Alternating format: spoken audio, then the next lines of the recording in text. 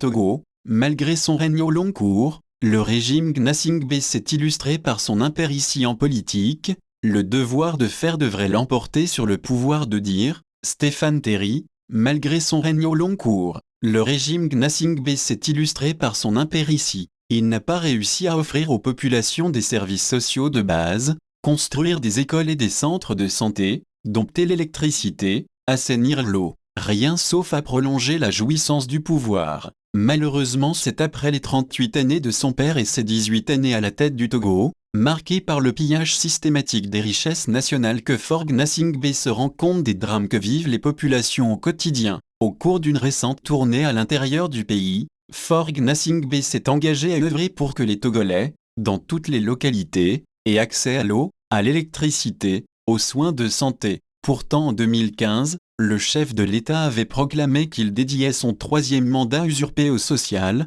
consacré prioritairement aux besoins vitaux des populations. C'était une promesse personnelle faite aux Togolais. À l'époque, les ministres avaient été respectivement déployés dans leur région d'origine pour des exercices de collecte des besoins des populations en matière de services sociaux et d'infrastructures économiques de base. À grand renfort médiatique, les émissaires du gouvernement et autres pontes du régime sillonnaient bruyamment les différentes localités pour échanger avec les préfets et autres dignitaires locaux, les chefs de service, les leaders d'opinion et les représentants de la société civile sur les besoins des populations. Ces descentes sur le terrain étaient inscrites dans le cadre de la mise en œuvre du programme d'urgence de développement communautaire, PUTC, un programme qui, avait-on dit, couvrait plusieurs domaines, notamment l'hydraulique et l'assainissement, l'aménagement, l'éducation, la santé, l'énergie, etc.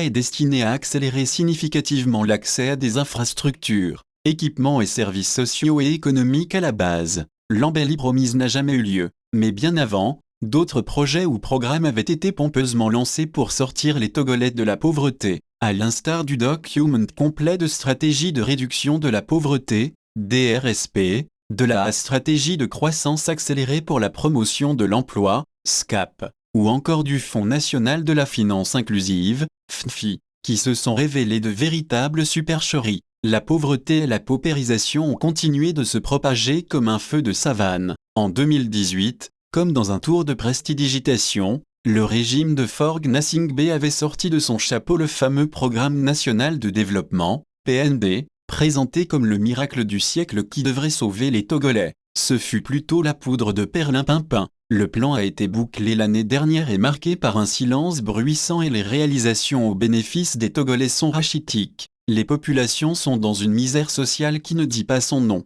C'était un miracle à l'envers. L'échec est si patent qu'aujourd'hui, dans les hautes sphères du régime, on ne parle plus de PND, mais de feuilles de route gouvernementales. Les grands bénéficiaires de ces programmes, projets ou plans ne sont que leurs concepteurs qui se sont frottés les mains après les avoir vendus cher aux bailleurs de fonds. Quant aux populations, elles continuent de porter leur croix, mais il n'y a pas de quoi perdre espoir, car dans un futur proche, elles auront de l'eau, de l'électricité, des écoles, des centres de santé dans toutes les localités, selon toujours Faure Gnassingbé, Médara Metep.